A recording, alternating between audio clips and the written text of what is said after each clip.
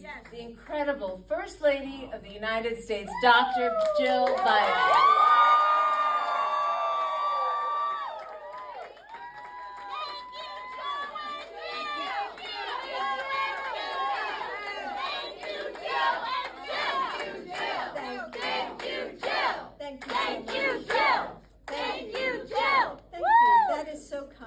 Thank you very much.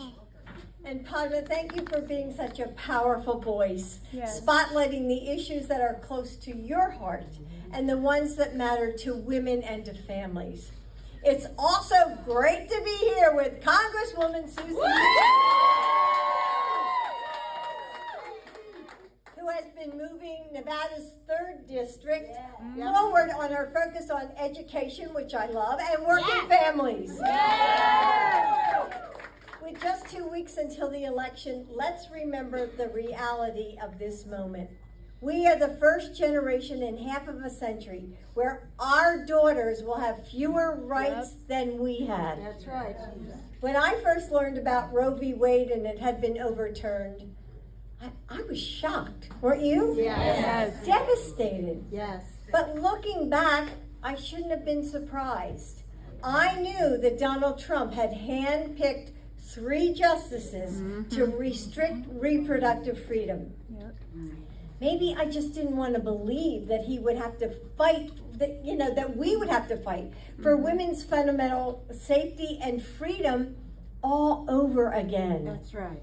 Women of my generation remember what it was like before That's Roe. right, we do. I saw a couple of you here. We're here. Yep, we remember.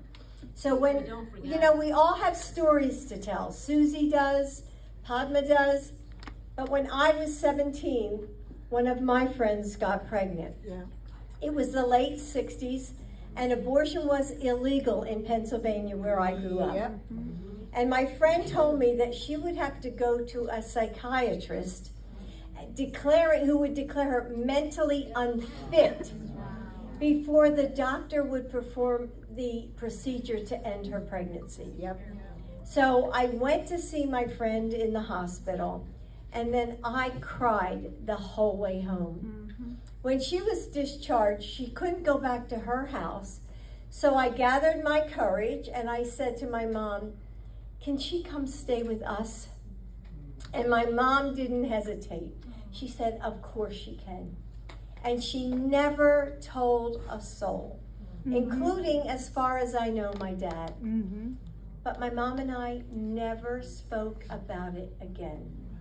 Secrecy, shame, silence, danger, even death.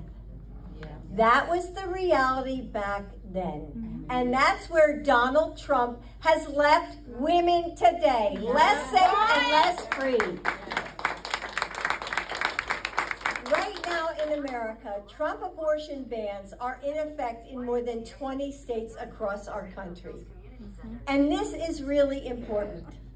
The next president will likely choose new Supreme Court justices. And our next senators will decide whether to confirm them. And our children and our grandchildren will have to live with the consequences. But first, you get to decide. In Nevada, we have to pass question 6 to prevent.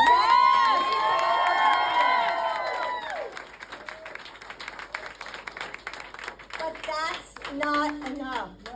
We have to elect Kamala Harris and Tim Walz. We have to re-elect Jackie Rosen to the United States.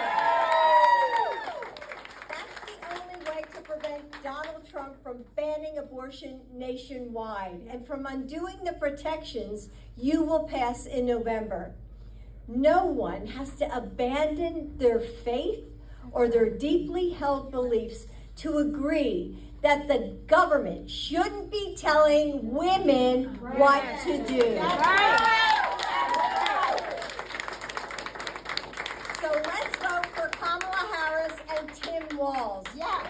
Not only for our reproductive health, safety, and freedom, but for the generations of women who have fought for our rights, for all the men who understand that this is their fight too. Yes. For every young girl, like this beautiful little girl here, who will grow up in a world that will decide this November. Remember, in 2020, we won Nevada by a little more than 33,000 votes. We have to do that again.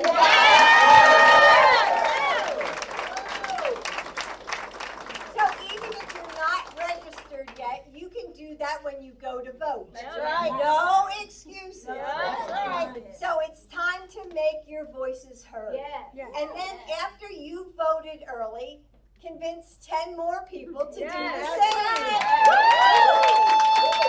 We have to meet this moment as if our rights are at stake, because they are.